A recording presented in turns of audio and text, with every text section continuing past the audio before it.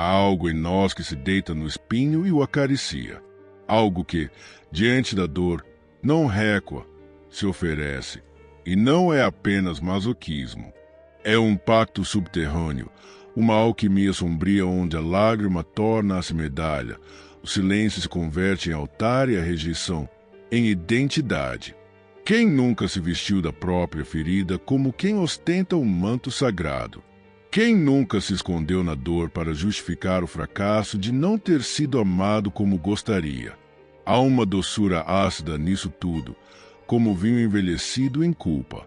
Por que será que tantos se abraçam ao sofrimento como se ele fosse o último vínculo com o mundo? E se, no fundo, não quiséssemos nos libertar, mas apenas sofrer com mais elegância? Imagine um cárcere em que as grades foram esculpidas com lembranças. Agora imagine que, dentro dessa cela, você canta. Canta como quem celebra a própria tragédia. Como quem encontra sentido não apesar da dor, mas por causa dela. Há um nome para isso, mas ele escapa, porque não é um diagnóstico, é uma atmosfera. Uma espiral que começa com o abandono e termina com o altar construído para ele.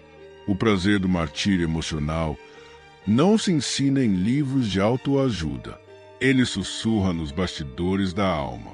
Ele nos visita quando o mundo não nos reconhece, e então decidimos ser mártires de uma dor que nós mesmos alimentamos, dia após dia, como um ritual secreto. Será que o sofrimento nos dá identidade? Será que nos recusamos a sarar porque a dor é a última coisa que ainda sentimos com clareza? Porque, no fundo, talvez seja preferível sangrar com sentido do que viver anestesiado em meio ao absurdo. Nietzsche dizia que o homem suporta qualquer como se tiver um porquê.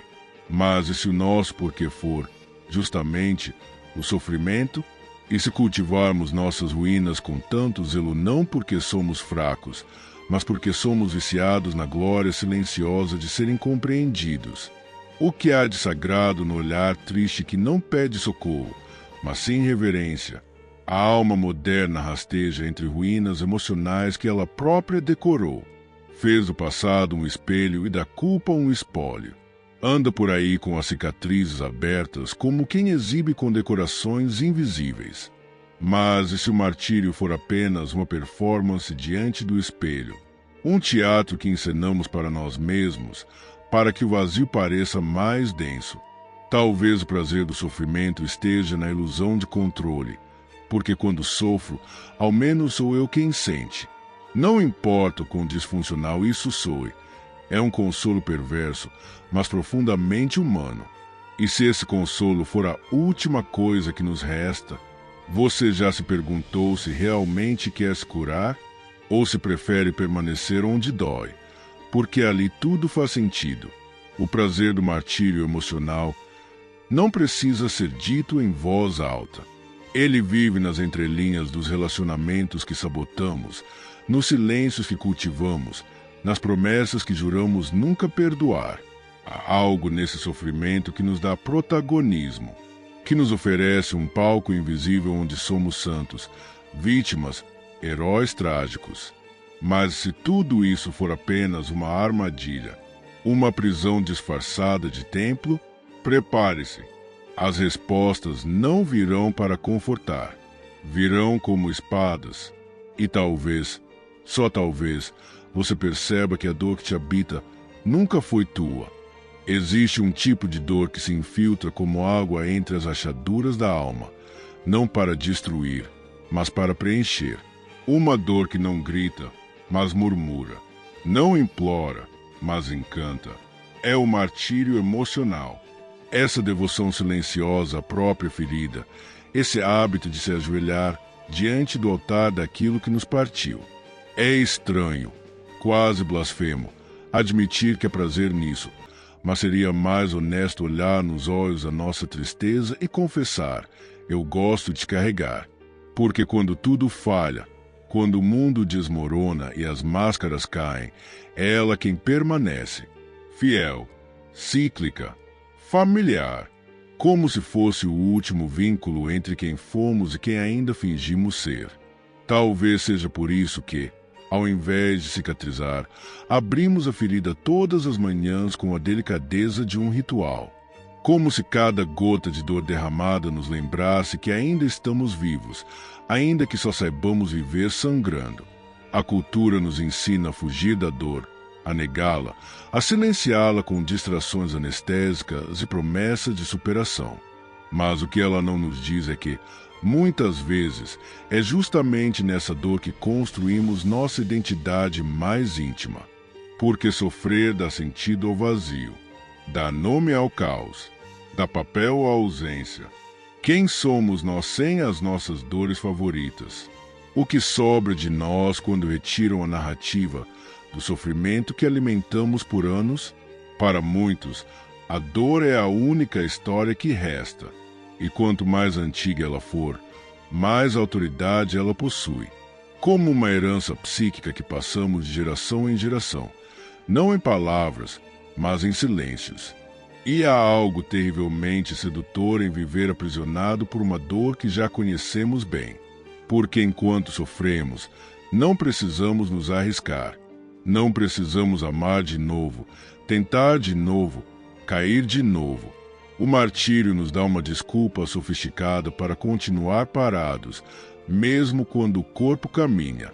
Você já percebeu como certas pessoas narram suas histórias como quem recita um poema trágico?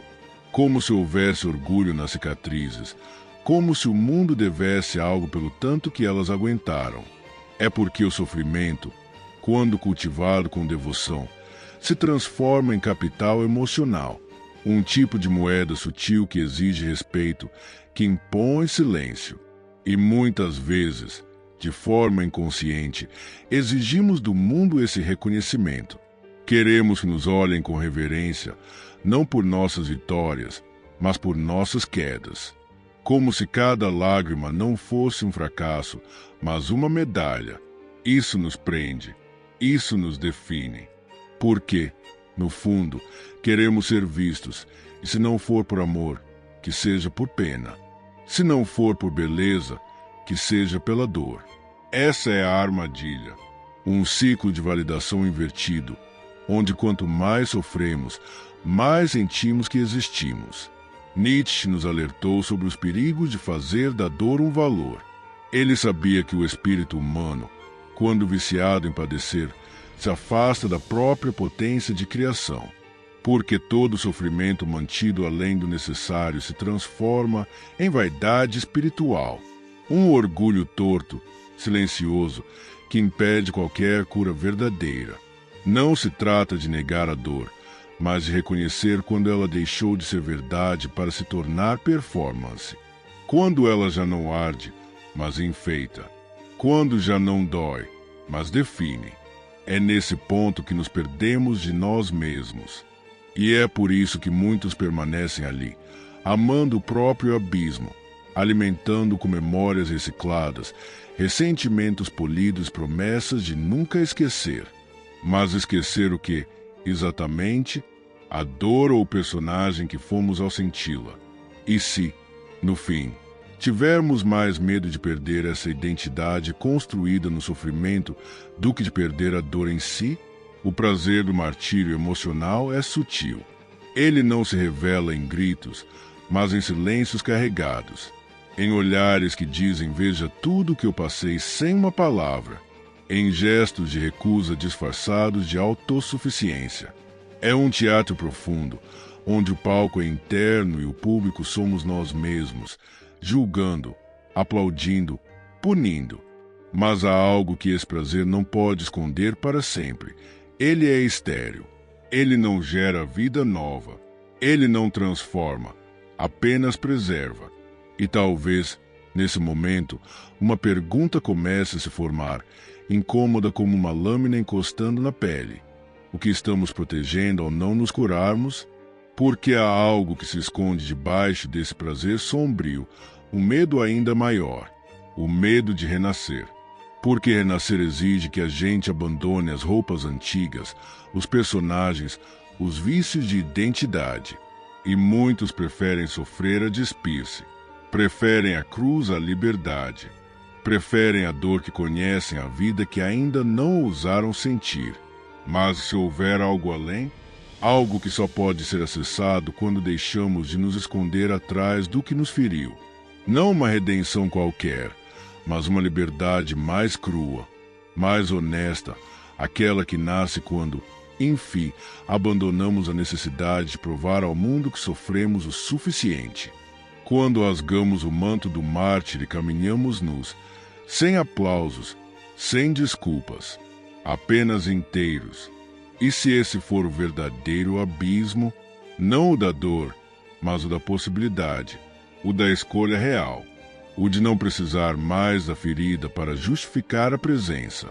Talvez seja isso que mais tememos, descobrir que, sem a dor, ainda somos, que, sem o sofrimento, ainda podemos, e que tudo aquilo que acreditávamos ser verdade sobre nós, sobre o outro, sobre o passado, era apenas uma narrativa antiga, pedindo para ser silenciada, porque só no silêncio renascem as coisas que importam. Talvez, no fundo, nunca tenhamos buscado a cura, mas um espelho onde nossa dor fosse finalmente reconhecida como obra de arte. E agora, ao fim dessa travessia, a pergunta não é mais por que sofremos, mas quem somos sem o sofrimento que escolhemos cultivar. O martírio emocional, com suas vestes de nobreza silenciosa, se revelou menos como destino e mais como escolha inconsciente. Não fomos vítimas. Fomos artesãos do próprio cárcere, esculpindo com memórias aquilo que hoje nos impede de renascer. Mas toda prisão também guarda em si o mapa da fuga, e talvez você tenha começado a decifrá-lo sem perceber. As máscaras que usamos para parecer fortes talvez tenham sido apenas o verniz da nossa recusa em nos libertar. E se o amor que você nunca recebeu não era uma maldição, mas um convite à autossuficiência? E se a dor que você carregou com tanto zelo não era a cicatriz da sua identidade, mas o peso daquilo que já deveria ter sido deixado no chão? Há um instante em que o sofrimento se esgota, não por desaparecer, mas por perder o sentido. Esse instante não faz barulho. Ele chega como uma brisa que não pede licença e muda o cheiro do mundo. Talvez este seja esse momento. A verdade é que aquilo que mais tememos perder costuma ser exatamente o que mais nos impede de viver. A dor, quando cultivada, nos protege da queda, mas também do voo. Somos, muitas vezes, fiéis a feridas que já não nos pertencem, apenas porque esquecer seria como trair quem fomos. Mas ninguém trai a si mesmo ao escolher florescer. O verdadeiro martírio não está em sofrer, mas em continuar onde não há mais espaço para crescer. E você já não cabe mais nessa antiga versão de si. O desconforto que sente é a sua alma se espreguiçando dentro de uma armadura que encolheu. Se, em algum lugar silencioso do seu ser, algo foi tocado, um vestígio de liberdade, um eco de verdade, uma fagulha de possibilidade, não o abandone.